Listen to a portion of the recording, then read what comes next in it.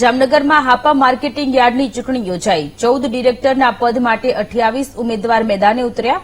ખેડૂત વિભાગના 10 અને વેપારી વિભાગના 4 પદ માટે ચૂંટણી છે। 760 ખેડૂતો અને 110 વેપારી સહિત કુલ 870 મતદાર પોતાના મતાધિકારનો ઉપયોગ કરશે।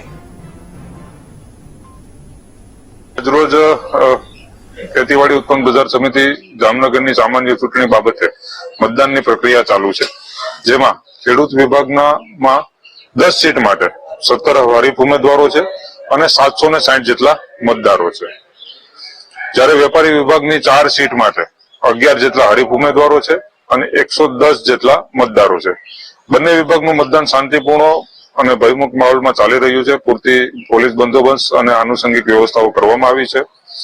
અત્યાર સુધીમાં લગભગ 50% જેટલું બંને વિભાગનું 50% જેટલું મતદાન થઈ ચૂક્યું છે અને આ બાબતની મતગણતરી આવતીકાલે સવારે 9 વાગે ખેતીવાડી ઉત્પન્ન બજાર સમિતિ જામનગર ખાતે હાથ ધરવામાં આવશે।